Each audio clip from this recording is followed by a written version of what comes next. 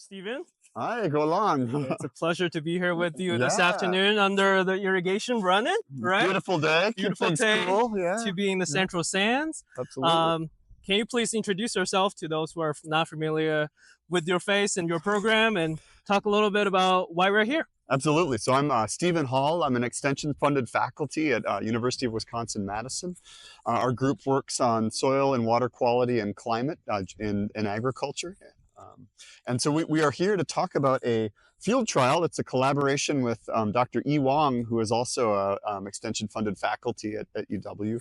We're testing whether a liquid cover crop, as we're calling it, might be able to help us a little bit with our nitrate leaching problem here in the Central Sands. So can you walk us through kind of like what is the logic and mechanism that can potentially make this work?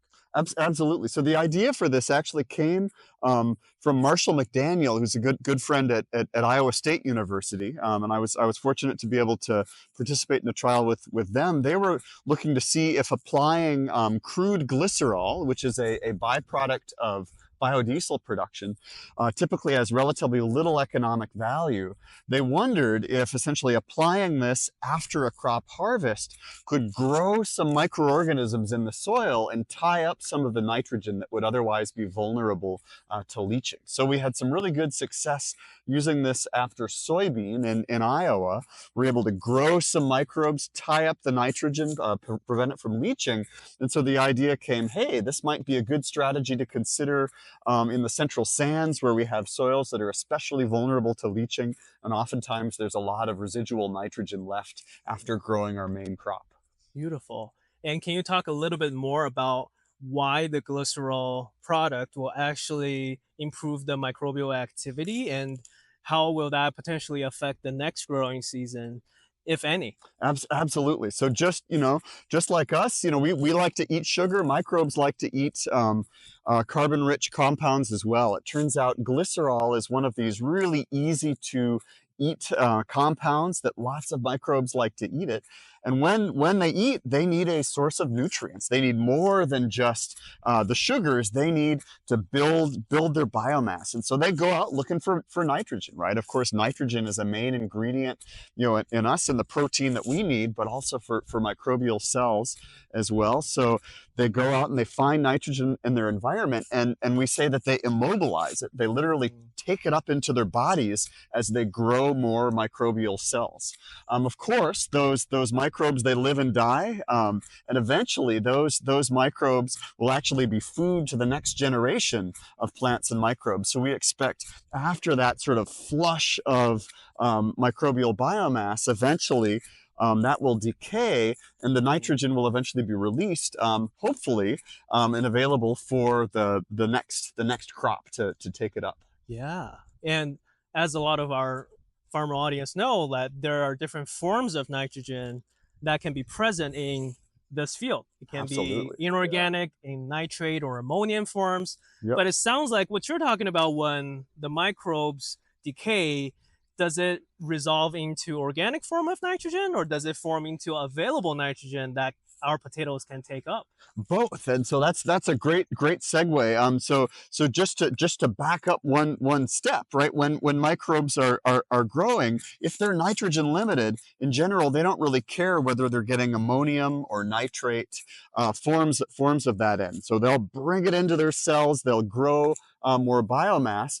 When they die, essentially, for that nitrogen to become available, essentially those cells have to be deconstructed, and they will be turned into first what we call soluble organic nitrogen. So that's not likely to be directly available to the crop, but eventually another microbe will take up that soluble end, and then when it has enough to satisfy its demands, it will release some ammonium, which will then typically be converted into nitrate. And so both those ammonium and nitrate forms then can be available for our subsequent crops to take up. Absolutely. So it almost sounds like glycerol, as an example for this type of compounds, it almost acts as a buffer in between the two growing seasons, or more like a relay race, that it's holding on to the nitrogen that is still present after we harvest our major crop potatoes, sweet corn, what have you. Uh-huh. I Does like that the sound metaphor correct? of relay race. That's perfect. And ideally, right, and this is, you know, the way I like to think of it, we need, many small individual, practices that hopefully together can Mm. help us deal with this issue. And one of the challenges, so ideally we could grow a cover crop that would play the same function, and we definitely should. One of the challenges with potatoes and many of the crops in our region, though, is that by the time we can get our cover crop established, and by the time we get, good enough growth to actually take up significant nitrogen, we may have already lost the opportunity. We may have lost a substantial fraction of the nitrogen through leaching already. So I would sort of view this liquid cover crop as sort of a supplement to our traditional. The advantage potentially, we can get this on before we might be able to plant a traditional cover crop, and so maybe in tandem, both of these practices can help hold on to a little bit of nitrogen. In the case of glycerol, that's tying up some nitrogen in microbes. In the case of a traditional winter rye cover crop, we want to hold some of that nitrogen within the plant. And then again, as you say, those microbes will die. The traditional cover crop will decompose. That nitrogen can then be available for our subsequent main crops. And absolutely, it's going to take a village of practices in a sense, right? Yep. And especially throughout the entire year, Uh-huh. to look at decreasing nitrogen loss and then decreasing groundwater contamination at the end. Does that sound Absolutely. correct? Yeah, and just to throw out another metaphor, we might think of this as a portfolio, right? Just, Mm. when you're investing, right, you don't want to pick one stock. You want to pick a lot of stocks because one may be better than another in a particular year, in a really wet year, a dry year, depending on the conditions that nature is throwing at us. I think, I'm relatively new at UW, but I can get the sense that there was a lot of work going on, but there wasn't always necessarily communication. And I think one of the exciting opportunities here is to get the team together and to work, synergistically to sort of advance these strategies to see, well, what works, what doesn't work, what practices can we stack together to get more of this portfolio, I guess. And then what is actually achievable to implement on commercial farms and allow, farmers to keep making a living while protecting the environment. Absolutely.